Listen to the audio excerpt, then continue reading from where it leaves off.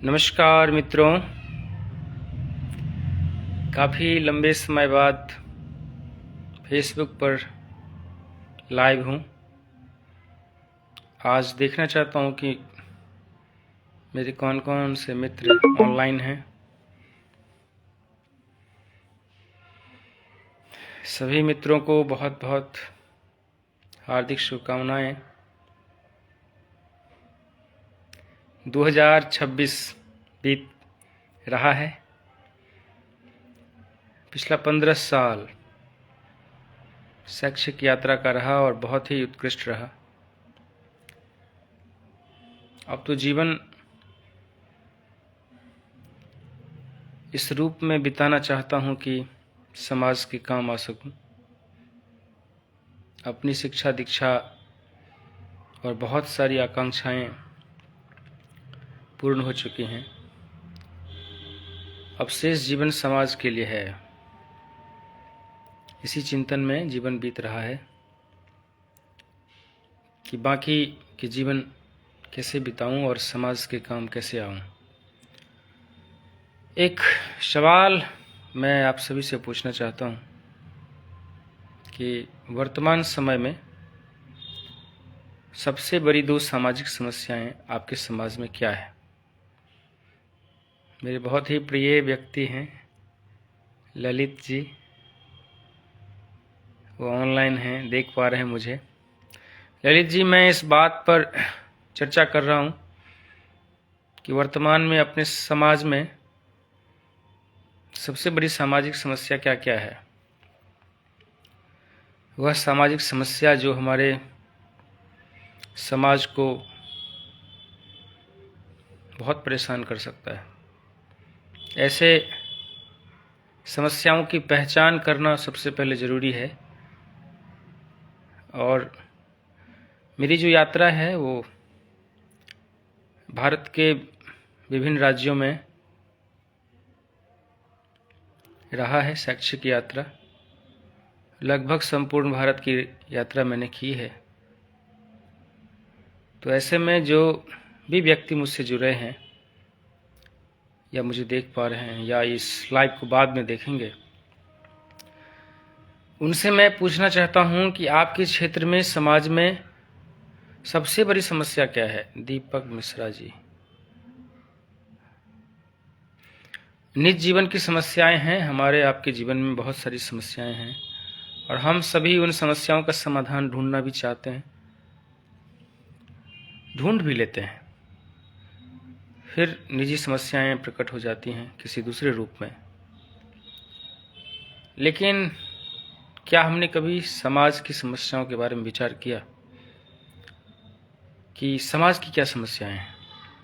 गीता में भगवान श्री कृष्ण कह रहे हैं कि हे अर्जुन, अगर समाज सुखी नहीं है तो तुम भी सुखी नहीं रह सकते। इसलिए तुमको यह युद्ध करना पड़ेगा, महाभारत का युद्ध। अर्जुन का प्रश्न था कि यह युद्ध इतना आवश्यक कैसे है कि मैं अपने चाचा से युद्ध करूं, अपने भाइयों से युद्ध करूं। बहुत बहुत कठिन प्रश्न है। आज भी है यह। अपने ही लोगों से लड़ना बहुत कठिन है। लेकिन महाभारत के समय में यह अर्जुन के सामने था। अपने ही लोगों पे मान संधान करना था। तो भगवान कृष्ण ने कहा कि अर्जुन, समाज के लिए तुम्हें इसको करना पड़ेगा, क्योंकि समाज की स्थिति बहुत दयनीय हो गई है। अब तुम्हें हर रिश्ते से ऊपर उठकर केवल धर्म और अधर्म को देखना होगा। रिश्ते तब देखे जाते हैं जब धर्म की स्थिति रहती है। अगर सभी अधर्म पर चलने लगे हैं, समाज अधर्म में डूबता जा रहा है, तो फिर समाज को बचाने के लिए हर वो कदम उठाना पड़ेगा जिसको हम लोग सामाजिक व्यवस्था में अच्छा नहीं मानते। तो मेरा यह सवाल है आप सभी से, जो लोग नए जुड़े हैं। चिराग दुबे जी मध्य प्रदेश से, अनामिका गौरव बिहार शरीफ से हैं, सुशांत त्रिपाठी उत्तर प्रदेश से, दीपक मिश्रा जी मेरे ग्रामीण हैं, आप सभी को एक समस्या मैं दे रहा हूं कि आपके क्षेत्र में, समाज में सबसे बड़ी समस्या क्या है। बड़े भाई, बहुत दिनों बाद जी। चिराग दुबे जी, आप कैसे हैं? मुझे याद है मध्य प्रदेश में आपसे बातचीत हो रही थी। मैं अभी दरभंगा में। कैसे हैं सुशांत जी? हाँ, तो मैं चिराग दुबे जी बहुत ही एनर्जेटिक आदमी हैं। सुशांत त्रिपाठी जी बहुत तेजस्वी व्यक्ति हैं। अनामिका गौरव बहुत संस्कारी लड़की है। और ललित जी हमारे काफ़ी अच्छे मित्र हैं, ग्रामीण हैं। ज्ञान सागर झा हमारे भाई समान हैं। सभी अच्छे होंगे, उम्मीद करता हूँ। एक सवाल है मेरे मन में, वो मैं उठाने के लिए लाइव हुआ हूँ कि हम सभी अपनी समस्या से दो चार होते रहते हैं और उसका समाधान ढूंढ भी लेते हैं, लेकिन हमारे समाज की सबसे बड़ी समस्या क्या है? आपके क्षेत्र में ऐसी कौन सी समस्याएं हैं जो बहुत सिर चढ़कर बोल रही हैं? मैं अपने क्षेत्र की बात बताता हूं कि मेरे क्षेत्र में सबसे बड़ी समस्या क्या है। पानी की समस्या। अभी ये मार्च का महीना शुरू हुआ है, 2-3 महीने बाद इतनी भयानक पानी की समस्या होने वाली है कि किसानों को पानी तो नहीं मिलेगा, इवन दैनिक जीवन के लिए जो जल चाहिए वो भी सभी को उपलब्ध नहीं हो सकेगा। उसके लिए जिला स्तर पर प्रशासनिक व्यवस्था को प्रयास करना होता है और यह एक गंभीर विषय है। तो इस गंभीर विषय को लेकर हम चर्चा करने के लिए आए हैं। एक दो और समस्या है कि युवा बेरोजगार हैं और उनके विवाह में बहुत समस्या आ रही है। ये भी हमारे क्षेत्र की एक समस्या है कि युवा काफ़ी संख्या में बेरोजगार हैं और विवाह एक संस्कार है जो सही समय पर होता है, तो उसमें भी समस्या आ रही है। ये दो समस्या हमारे क्षेत्र में बहुत ही चिंताजनक समस्या है। इसके क्या आयाम हैं और क्या क्यों है और इसे कैसे ठीक किया जा सकता है, ये एक बहुत ही चिंतन का विषय है। मैं इसके लिए लाइव आकर चर्चा करने चाहता हूं। 2 कमेंट्स आए हैं, कौन है? मेरा बाजू में ही रहते भाई सागर में। यस जी, चिराग जी मुझे पूरा याद है। कैसे हैं आप? सागर की स्थिति क्या है? और सागर में जल की समस्या तो मुझे याद है कि सागर में भी जल की समस्या हुई थी और जियोलॉजिकल डिपार्टमेंट ने कभी उस जल की समस्या का समाधान किया था। तो हमारे क्षेत्र में 2 प्रमुख समस्याएं हैं। एक जल की समस्या है, या वाटर, ग्राउंड वाटर का जो लेवल है बहुत नीचे चला जाता है, चापाकल में पानी नहीं आता है।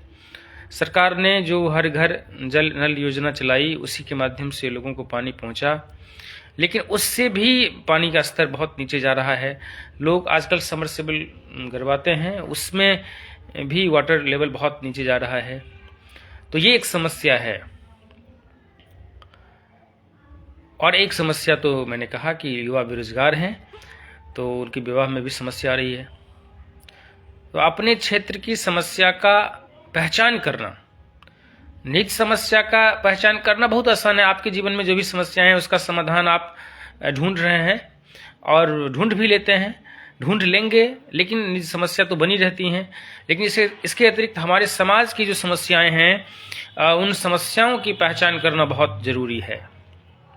मैं एक बात बताता हूं कि जल की समस्या जो है वो तो प्रशासनिक व्यवस्था के स्तर पर बहुत हद तक उसका समाधान ढूंढा जा सकता है, लेकिन इसमें निजी व्यक्तिगत हमारा प्रयास क्या होना चाहिए। सबसे पहली बात है कि जल के महत्व को स्वीकार करना होगा। जल कितना महत्वपूर्ण है। आप कल्पना कर सकते हैं कि दुनिया में सबसे बड़ी समस्या कब आएगी, यह सबसे त्रासदीपूर्ण समय कब होगी।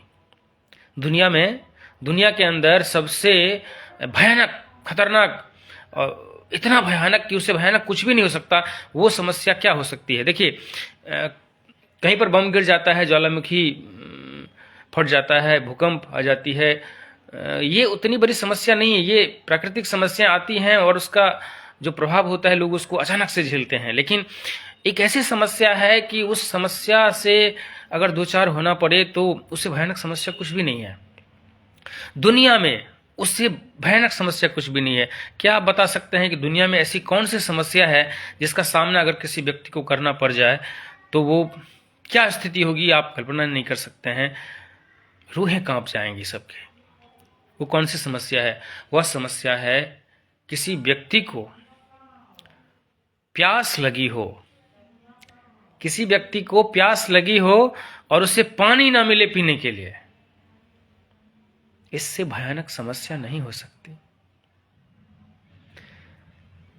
इससे पता चलता है कि जल का महत्व क्या है। रहीमन पानी राखिए, बिन पानी सब सून, ऐसे नहीं लिख दिया, बिन पानी सब सून। क्यों? शरीर में 70% जल है। कोई व्यक्ति बीमार हो जाता है, डॉक्टर के पास लोग ले जाते हैं। डॉक्टर क्या चलाता है? पानी और कुछ मिनरल्स, रिक्वायर्ड मिनरल्स जो बॉडी को चाहिए। तो पानी से ही शरीर बना है। और अगर आप शास्त्रों के अध्ययन में जाएंगे तो केंद्र में वात है, हवा, पहले हवा, फिर उससे वायु, वायु से फिर हवा और वायु में अंतर है। हवा कहते हैं जैसे ट्रैक्टर है और ट्रैक्टर का बड़ा चक्का आपने देखा होगा, उसमें जो हवा भरी रहती है वो हवा है। वायु कहते हैं चलती हुई हवा को, मूविंग एयर को विंड कहते हैं। इसलिए वायु को विंड कहते हैं, हवा को एयर कहते हैं। बैलून में जो अंदर है वो हवा है, और उसी बैलून को फोड़ दीजिए, हवा मूव कर गई तो उसे विंड कहते हैं, हवा कहते हैं, और वायु कहते हैं। हवा कहते हैं स्टैग्नेंट एयर को, जो मतलब मूवेबल नहीं है, मूव में नहीं है, स्थायी है, तो उसको कहते हैं एयर। और जो मूव कर रही है, जैसे आपकी खिड़की से आपको हवा को महसूस करते हैं, वो विंड है। इसलिए विंडो कहते हैं, विंड से विंडो। खैर, ये तो मैंने हवा की बात कही। हवा से ही जल और उससे जीवन की शुरुआत हुई। तो जल जीवन है। एक एक बूंद को बचाना होगा, हर स्तर पर बचाना होगा। जैसे आपने कपड़े साफ कर लिए, कनेक्टिविटी में प्रॉब्लम है थोड़ा सा, आपने कपड़े साफ किए, गंदे पानी हैं, तो गंदे पानी को आप यूं ही फेंक देते हैं? नहीं, गंदे पानी से भी आप वॉशरूम साफ कर सकते हैं, खुद साफ कर सकते हैं उसको। अगर उसमें बहुत सारा डिटर्जेंट नहीं है तो उसको प्लांट में यूज कर सकते हैं। बहुत सारा डिटर्जेंट रहने पर प्लांट में उसका यूज नहीं हो सकता, प्लांट मर जाएंगे।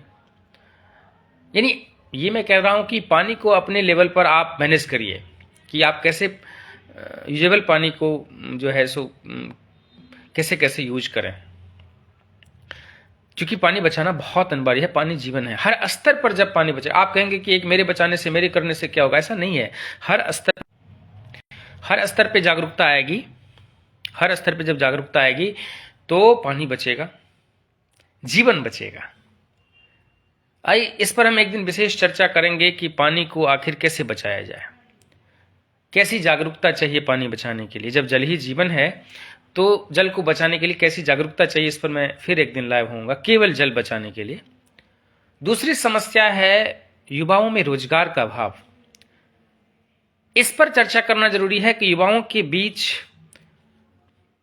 ऐसा क्या है कि उन्हें रोजगार नहीं प्राप्त हो रहा है। आज युवाओं की दुर्दशा आप देखेंगे। कहते हैं कि भारत एक युवा देश है, लेकिन मैं आपसे पूछता हूं कि वह युवा जो सुबह नशा करता हो, शाम को नशा करता हो, सुबह गुटखा खाता हो, शाम को गुटखा खाता हो, उठते ही मुंह में सिगरेट लेता हो। स्वर्णिका पल्लवी, नमस्कार। मैं कुछ सामाजिक विषयों को लेकर चर्चा कर रहा हूं। ऐसे युवा देश का क्या होगा जिसके युवा सुबह उठते ही मुंह में सिगरेट ले रहे हैं, शाम को सिगरेट ले रहे हैं, सिगरेट के बिना उनको नींद नहीं आ रही है, हमेशा मुंह में गुटखा रहता है। तो ऐसे युवा देश का क्या होगा? ऐसे युवा से क्या होगा? फिर आता है युवाओं में बेरोजगारी। बेरोजगारी की समस्या क्यों है? बेरोजगारी कैसे दूर होगी? हमारे युवा बचपन से ही अपना माइंडसेट कैसा बनाते हैं? हम 21वीं सदी में पहुंच गए। NEP 2020 जो है उसको आप पढ़ लीजिए, उसकी क्या परिकल्पना है देश को लेकर, ज्ञान को लेकर, और हमारे युवा क्या सोच रहे हैं, हमारे युवा फॉलो क्या कर रहे हैं, देख क्या रहे हैं, उनके जीवन का पैटर्न क्या है। तो आपको कोई उसमें साम्यता नहीं दिखेगी। सरकार इसके लिए क्या प्रयास कर रही है? हमारे जो युवा हैं उनका जो माइंडसेट बना है, उस माइंडसेट को अगर हमने चेंज नहीं किया, सरकार ने इसके लिए कोई एफर्ट नहीं लगाया, तो फिर NEP 2020 अपने आप कैसे प्रभाव में आ जाएगा? ये बहुत चिंता का विषय है। हम अपने समस्या से दो चार हो रहे हैं, ठीक है, लेकिन समाज की समस्याओं पे हम क्यों नहीं विचार कर रहे हैं?